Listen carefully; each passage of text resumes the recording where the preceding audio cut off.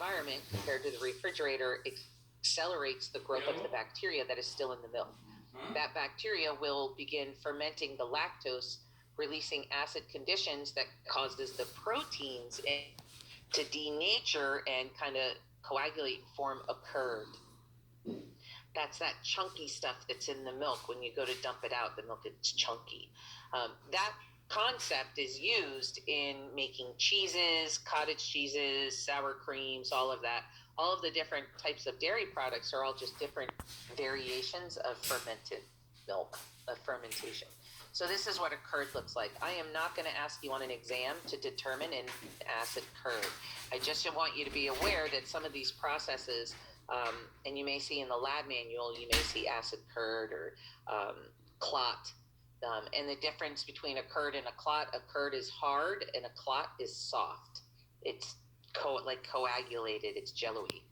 That's the only difference. So let's look at a couple of pictures.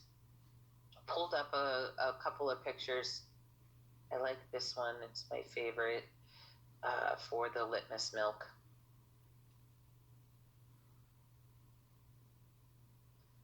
So let me get rid of, if I can't, it won't stay on the mouse. There we go.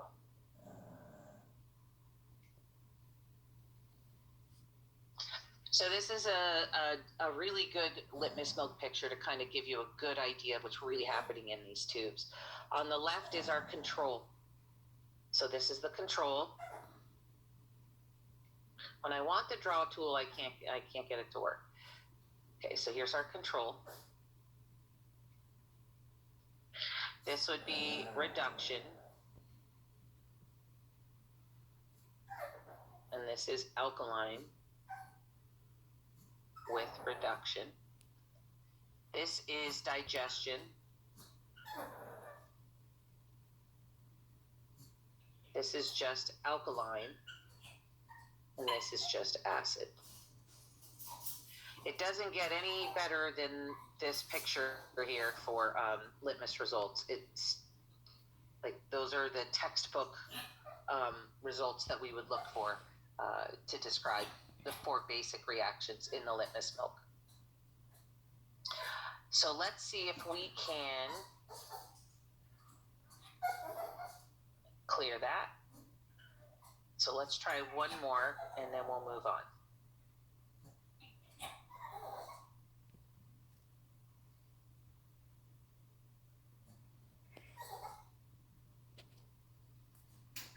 Hopefully that's big enough.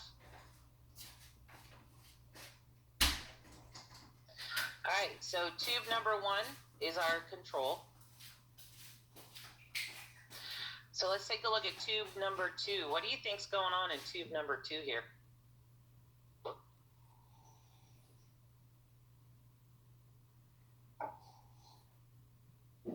I've got both clear blue and some sediment here, or the bottom, like the top of the tube is clear, but the bottom of the tube is not yet. So what do you think is happening in that tube?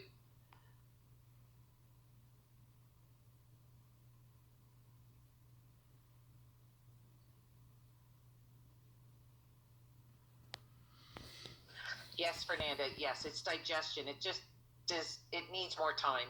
More than likely, we just need to let this sit for a while. It just needs more time. Sometimes what can happen is a tube will start out as reduction, but then end up as digestion. So it may go through several steps.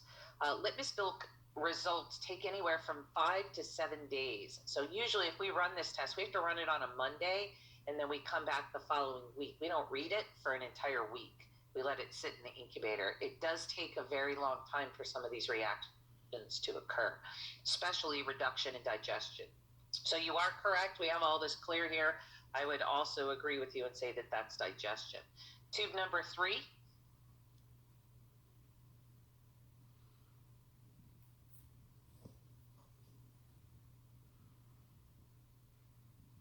Anybody want to take a guess? Tube number 3?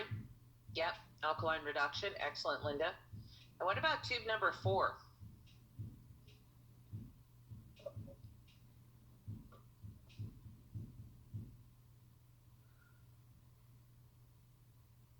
Yeah, I know it's hard to tell the color on that one. I agree. Maybe if I make it a little bigger, would that? I don't know if that helps, or if it's even any bigger for you.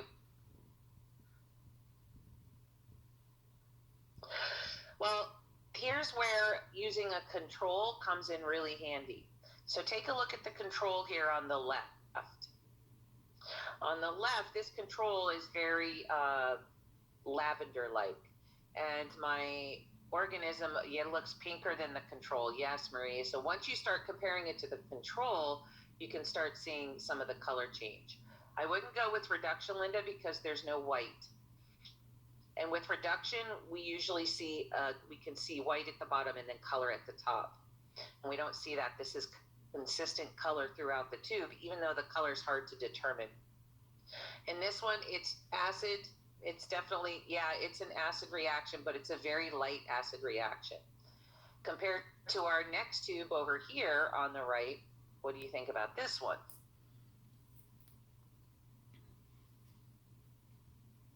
Tube number 5. Yep, that one's much easier to read as acid. Then we look at tube number 6.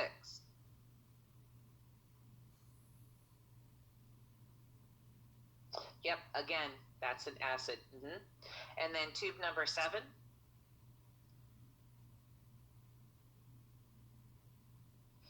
Yeah, it's alkaline. I noticed this little white at the bottom down here. I wouldn't call that reduction. That's probably some sediment. But this is alkaline, and if we left it for probably 10 or 12 days, it would probably eventually move into the reduction. So that's the problem with litmus, is how long do we let it incubate? Is it going to go into reduction? Is it going to change its reaction over time? It can be a really tricky test to use. So usually there are standards at anywhere between 5 and 7 days, and that's considered the standard reaction for that bacteria. On your exam, I'm not going to give you a picture this difficult, but here's the types of things that you might see. You might see, let's say, let me go back to this picture here, because this is more like what you will see on an exam. So we look at this picture here. This one's really obvious, right? This is all very easy. If I said to you, let me get my draw tool so I can label these so we know what this is our control. So we have tube A, tube B, tube C, and tube D. If I say organism C was, how do I put this? Organism C was tested in a phenol red lactose broth. What would you predict its result to be? So based on the result you see here in tube C, what would you predict the phenol red result to be on a lactose test, a phenol red lactose? Maria says alkaline. Anybody else agree?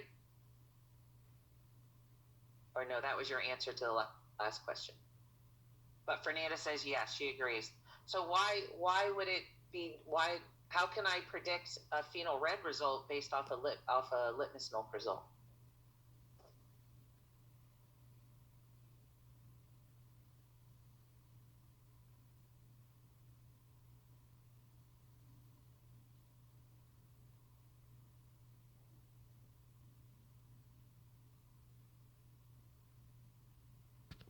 Anybody?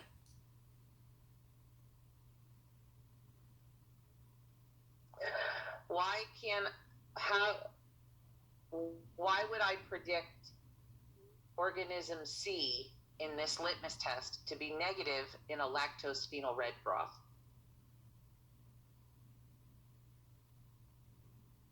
Yeah, Linda, they're red and yellow, but that's in the phenol red. Phenol red is a pH indicator, right? No. Think about it.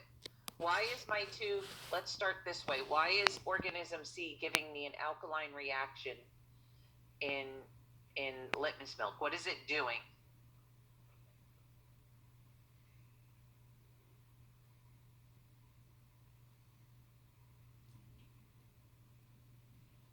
It's breaking down proteins. It's not breaking down casein. That would be organism B. I'm talking about organism C. So remember, organism C is what reaction is that? Correct. Proteins are being broken down, exactly. And that gives off alkaline reactions, right? So remember, in metabolism, the order in which all organisms break down macromolecules is sugars first, proteins, fats second, proteins third. Okay? Think about your levels of starvation that you learned about in anatomy. First thing we use up are sugars. Next thing we use up are fats. Last thing we use up are proteins.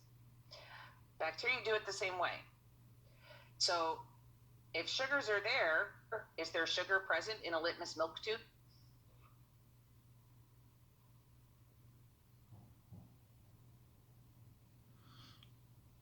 Are there sugars in litmus milk?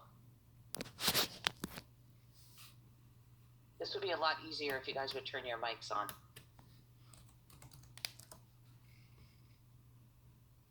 Keela, what sugar is in milk? Kayla, what's lactose?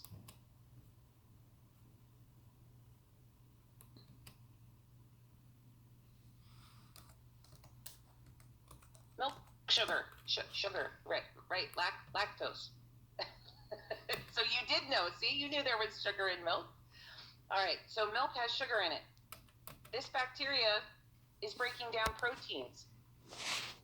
Now remember, we used a milk that has no fat in it. It's a powdered milk. So the only carbon sources available are going to be sugar or proteins. And if organisms use sugar first, and this guy's not using a sugar, what can this organism not do? It can't ferment the sugar. So if it can't ferment lactose in milk, is it going to be able to ferment lactose in a phenol red broth?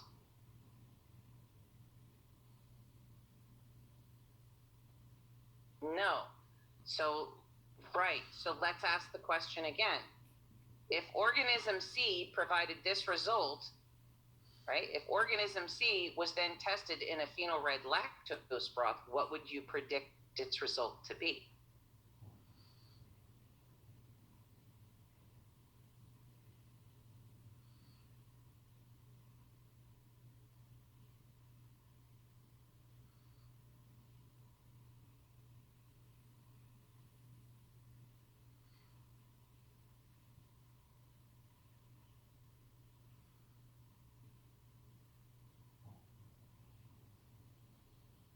We all just agreed that this organism cannot ferment the lactose in milk.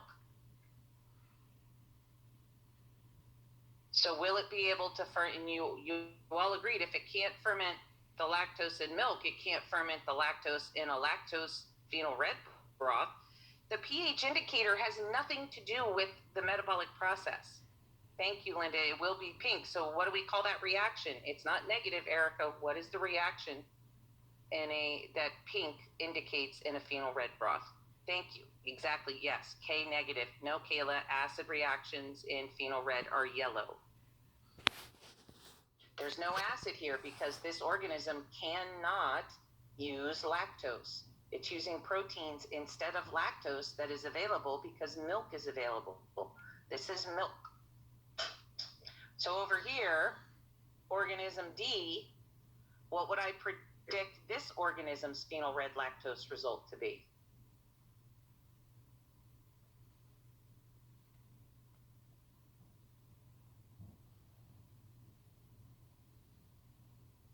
Yep, Linda, you got it. Exactly. So if it can ferment lactose in a litmus milk, it can ferment lactose in a phenol red broth. Those are the kinds of questions in biochemical testing that you could possibly be asked. So relate these together. Use that table I gave you guys so you can see commonalities between some of these different tests. We're testing metabolism. What pH indicator or visual indicator is in the media that's not the point. What we're looking at is what is being metabolized. pH indicators are not being metabolized. Sugars are being metabolized. Proteins are being metabolized. Those are the things that you're looking at. So if I took organism B, what would I predict the result for organism B to be on a casease test? If I inoculated a milk plate With organism B, in a casease test, what would I predict its result? What would I expect the result to be?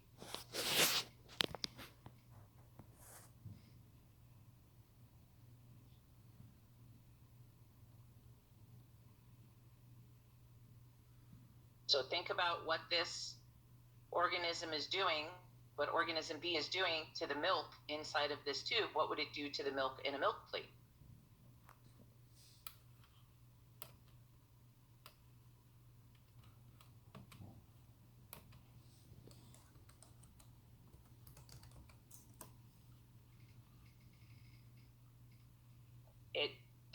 Yes, Rakshana, the reaction is digestion in the in the uh, in the litmus milk. So what would that reaction be in a casease test?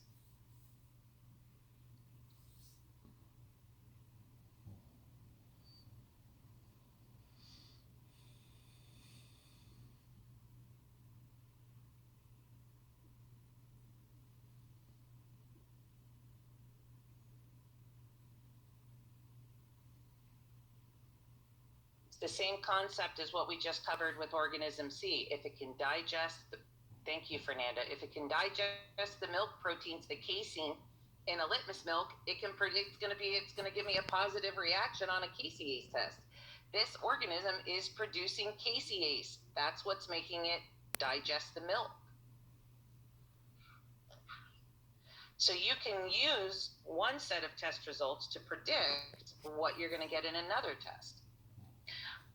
Associate them together. This is why it's important to have an idea of what is actually happening inside of the tube, so that you're not running a whole bunch of different results. If I ran a lactose test and it came up as positive for fermentation, but I put that organism here and I get an alkaline reaction, I should be able to look at that and go, wait a minute, how can I be alkaline in this tube, in this lactose, but acidic in the other lactose? Do I have contamination somewhere?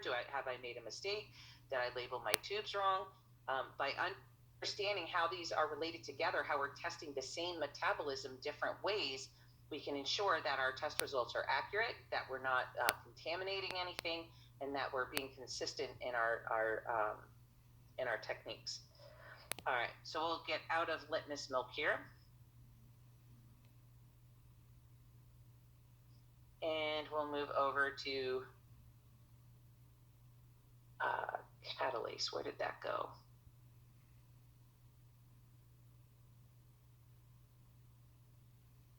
Come on. All right, so we covered catalase.